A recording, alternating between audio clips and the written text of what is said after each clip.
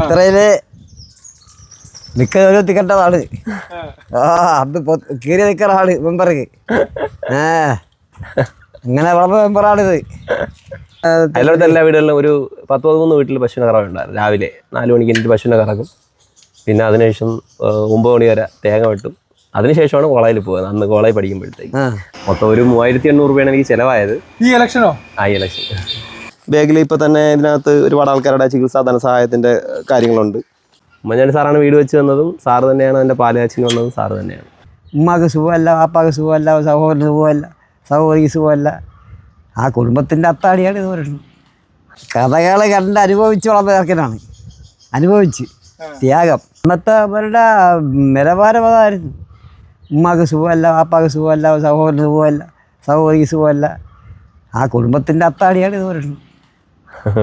ഇത് ഒരെണ്ണമാണ് ആ ഒരു കുടുംബത്തിൻ്റെ അത്താണി. ബാക്കി എല്ലാം സുഖമല്ലാത്തവരാണ്. തെങ്ങിൻ്റെ മണ്ടേക്കാർ റബ്ബർ വെട്ടും. തെങ്ങിക്കാരൻ്റെ ഒരു ആദ്യക്കാർ. ഇത് താജി സാറാണ് ഈ നിലയിൽ എത്തിച്ചത്. നമ്മളെ പഴയ HM. ആ സാറാണ് ഈ കൊച്ചിനെ എത്രത്തോളം ആക്കി എടുത്തത്. പെരിയപ്പോഴത്തെ KSUവിൻ്റെ വലിയ ആളല്ലേ. പിന്നീടെല്ലാം ഇങ്ങോട്ട് കിടന്നത്. പെരിയപ്പോഴൊക്കെ അവൻ തകർത്തിട്ടാണ് ഇങ്ങോട്ട് വന്നത്. നിങ്ങൾ കറങ്ങാൻ പോയോ? പക്ഷെ കറങ്ങാൻ പോയോ? ഇവിടെ പോറ്റി ഇടത്തി പാലിട്ട് കൊടുത്തി. പാല് കൊടുക്കാനോ? അങ്ങനെ കൊടുത്തിട്ട് വരണതാണ്. നമ്മള് പശുവൊക്കെ ഉണ്ടാകുന്ന ആളാണ്. ആ സമയത്ത് നമ്മുടെ കറവയുണ്ടായിരുന്നു. ഞാൻ രാവിലെ പശുവിനെ കറക്കാൻ പോയാണ്. പിന്നെ അതിനുശേഷം നേരത്തെ പറഞ്ഞ തേങ്ങ വെട്ടാൻ പോയിട്ടൊക്കെയാണ് കോളേജ് പഠിക്കുന്നത്. താജി സാറിന് പശു അത് കറക്കാൻ പോകും. പിന്നെ അതിലോട്ട് എല്ലാ വീടുകളിലും ഒരു 10-13 വീട്ടിൽ പശുവിനെ കറവുണ്ടായിരുന്നു. രാവിലെ 4 മണിക്ക് എനിക്ക് പശുവിനെ കറക്കും. പിന്നെ അതിനുശേഷം 9 മണി വരെ തേങ്ങ വെട്ടും. അതിനുശേഷമാണ് കോളേജിൽ പോകുന്നത്. അന്ന് കോളേജ് പഠിക്കുമ്പോഴത്തേക്ക്. അതാണ് നേരത്തെ ഒക്കെ പറഞ്ഞത്. അപ്പം അങ്ങനെ വയ്യാത്ത ആൾക്കാരൊക്കെ വീട്ടിലുണ്ട്. കാക്കായും ജ്യേഷ്ഠനും ഉമ്മയൊക്കെ പറയുന്ന മാനസിക പ്രശ്നമൊക്കെ ഉള്ള ആൾക്കാരാണ്. അപ്പം അങ്ങനെയൊക്കെ ഒരു പശ്ചാത്തലത്തിൽ നിന്നാണ് ഞാൻ വന്നത്. ആ പശ്ചാത്തലത്തിൽ ഒരെണ്ണേ ഉള്ളൂ. ആ കുടുംബത്തിൽ ഒരെണ്ണേ ഉള്ളൂ. ആളുകൾ എപ്പോഴും വിഷയങ്ങൾ എന്ന് പറയുന്നത് എല്ലാവർക്കും ഉണ്ട്. പക്ഷേ ഈ പാവപ്പെട്ട ആളുകളുടെ വിഷയങ്ങൾ എന്ന് പറയുന്നത് അഡ്രസ്സ് ചെയ്യാൻ വേണ്ടിയിട്ട് ഷെമീർ പറഞ്ഞു വെച്ചാൽ അവന് പ്രത്യേക ഒരു മനസ്സാക്ഷിയുണ്ട്. ആരെ വിളിച്ചാലും എവിടെയും ഏത് കാര്യത്തിലും അവനെ ഏത് രാത്രി നമ്മൾ വിളിച്ചാലും അവനവിടെ എത്തും. നമുക്ക് വേണ്ടി, നമുക്കെന്നല്ല പലർക്ക് വേണ്ടി അവൻ സഹായങ്ങൾ ചെയ്യുകയും ഓടിയെത്തുകയും ചെയ്യുന്ന ഒരു പയ്യനാണ്. അതിൻ്റെ ചെറുക്കനല്ലേ എനിക്ക് പറയാൻ വയ്യാത്തത്. ഞങ്ങൾ കണ്ട് വളർന്ന ചെറുക്കനല്ലേ. ഞങ്ങൾക്കത് പറയാൻ. അവൻ്റെ അന്നത്തെ ആ സാഹചര്യങ്ങൾ അങ്ങനെയാണ് ആ കൊച്ചിൻ്റെ. പിന്നെ അത് ഉമ്മൻചാണ്ടി സാറിൻ്റെ ഇതിലൊക്കെയാണ് ഇത്രയെങ്കിലും നിലവാരത്തിലൂടെ പോയത് വന്നത്. ശരിയാണ്. സാറാണ് എനിക്ക് അന്ന് വീടൊക്കെ വെച്ച് കൊടുത്തത്. മുഖ്യമന്ത്രിയാണ് ഉമ്മൻചാണ്ടി സാറാണ് വീട് വെച്ച് തന്നതും സാറ് തന്നെയാണ്. എൻ്റെ പാലുകാച്ചിന് വന്നതും സാറ് തന്നെയാണ്. ശരിയാ കൈകൾ. ബാഗിൻ്റെ കഥ പറയുകയാണെന്നുണ്ടെങ്കിൽ ഇത് ശരിക്കും പറഞ്ഞു കഴിഞ്ഞാൽ ജനങ്ങളുടെ പ്രശ്നമാണ് ഈ ബാഗിൽ. ഈ ബാഗിൻ്റെ ഒരു കഥയുണ്ട്. ഈ ബാഗ് എനിക്ക് തന്നതെന്ന് വെച്ച് കഴിഞ്ഞാൽ രാഹുൽ ഗാന്ധിയുടെ ജോഡോ യാത്രയിൽ ഞാൻ പങ്കെടുത്തിരുന്നു. ജോഡോ യാത്രയിൽ കേരളത്തിലെ പദയാത്രയാണെങ്കിലും രാജ്യത്തെമ്പാടും എല്ലായിടത്തും ഞാൻ ആ യാത്രയുടെ ഭാഗമായിട്ട് പങ്കെടുത്തിട്ടുണ്ടായിരുന്നു. കാശ്മീരിലും സമാപനത്തിൽ പങ്കെടുത്തിട്ടുണ്ട്. അന്ന് വരെ പങ്കെടുത്ത ബാഗാണിത്. എനിക്കൊപ്പം പങ്കെടുത്ത ബാഗ് കൂടിയിട്ടാണ്. അതാണ് ഈ പൊടി മൊത്തം. ഈ ബാഗിൽ ശരിക്കും പറഞ്ഞു കഴിഞ്ഞാൽ അങ്ങനെ പങ്കെടുത്താണെങ്കിൽ അതിന് മുമ്പ് ഞാൻ ബാഗ് ഉപയോഗിക്കുന്ന ആളാണ്. പക്ഷെ എനിക്ക് അന്ന് ഈ ബാഗ് കിട്ടി. ഇതേ കണക്ക് തന്നെ ബാഗിൽ ഇപ്പോൾ തന്നെ ഇതിനകത്ത് ഒരുപാട് ആൾക്കാരുടെ ചികിത്സാ ധനസഹായത്തിൻ്റെ കാര്യങ്ങളുണ്ട്. പല ബുദ്ധിമുട്ടുള്ള പല പ്രശ്നങ്ങളുമായിട്ട് ബന്ധപ്പെട്ടിരിക്കുന്ന പല ആൾക്കാരുടെ കാര്യങ്ങളാണ് ഇതിനകത്തുള്ളത്. പിന്നെ നമുക്ക് പഞ്ചായത്തുമായി ബന്ധപ്പെട്ട പല കാര്യങ്ങളും ആൾക്കാർ തരുന്ന നിവേദനങ്ങളായാലും അല്ലെങ്കിൽ ഏതെങ്കിലും സ്ഥാപനങ്ങളിൽ കൊടുക്കാനുള്ളതായാലും അങ്ങനെയൊക്കെ സൂക്ഷിക്കാൻ പറ്റുന്ന ഒരു സംഭവം ഈ ബാഗാണ്. അത് അന്ന് കോളേജിൽ ചെയർമാനാവുന്ന സമയത്ത് ഒരു 10-12 വർഷങ്ങൾക്ക് ശേഷമാണ് ആ കോളേജിൽ KSU ജയിക്കുന്നത്. അത് ഞാൻ അന്ന് ചെയർമാനായി തിരഞ്ഞെടുക്കപ്പെടുന്നു. അവൻ അങ്ങനെ അന്ന് ഇത് പത്രമാധ്യമങ്ങളിലൊക്കെ വലിയൊരു ഫീച്ചറായിട്ട് വരികയും അന്ന് ഉമ്മൻചാണ്ടി സാർ അത് ശ്രദ്ധപ്പെടുകയൊക്കെ ചെയ്തു. പുള്ളി അന്ന് മുഖ്യമന്ത്രി ആയിരുന്ന സമയമാണ്. അപ്പം അന്ന് തന്നെ എനിക്ക് ഒരു അടച്ചുറപ്പുള്ള ഒരു വീടില്ല എന്ന് മനസ്സിലാക്കിയിട്ടാണ് സാറാണെന്ന് വീട് വെച്ച് തരികയും സാറ് തന്നെയാണ് ആ വീടിൻ്റെ പാലുകാച്ചിന് വന്നിട്ട് എനിക്ക് വീടിന് ഗൃഹപ്രവേശനത്തിന് വരികയൊക്കെ ചെയ്തത്. നന്നായിട്ട് കലക്കണം. ഉപ്പിട്ടില്ലേ അത്?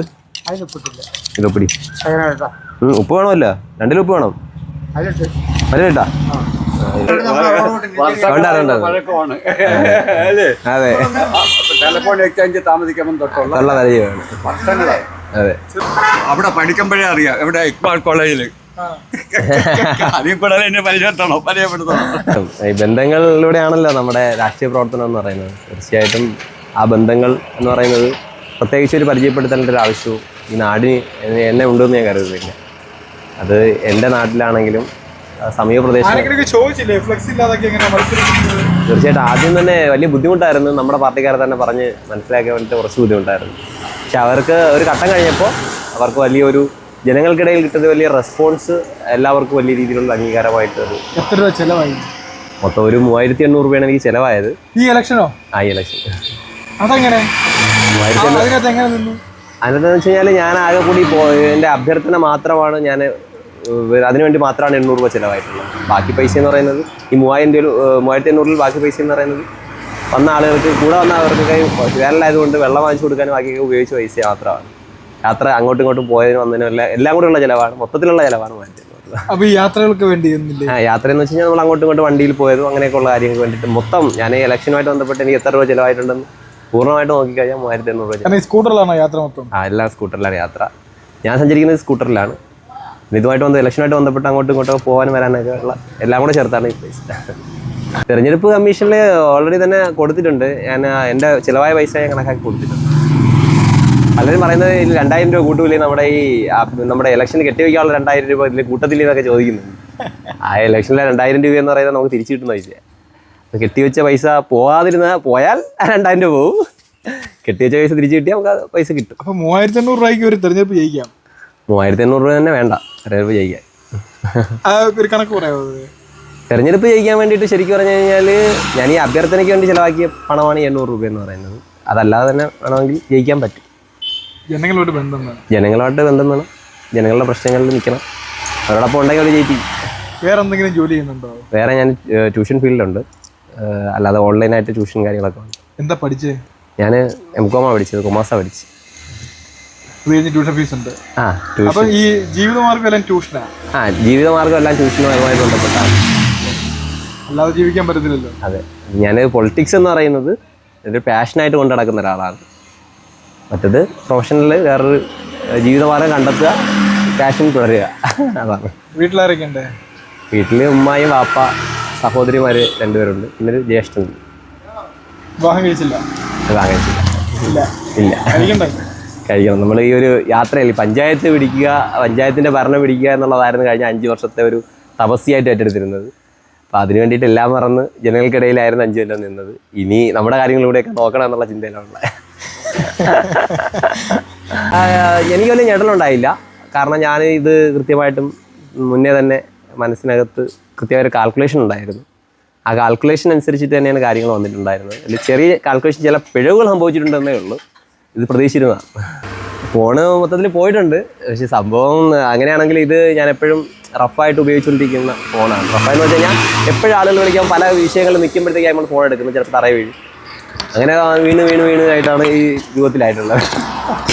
എന്നാലും ഈ ഫോൺ കളയത്തില്ല. ഇത് ഭാഗ്യമുള്ള ഫോണാണ്. ഈ ഫോൺ എൻ്റെ ഏകദേശം ഒരു 5-6 വർഷമായിട്ട് ഈ ഫോണുണ്ട് കയ്യിൽ. ഫോൺ എൻ്റെ കൂടെ ഉണ്ട്.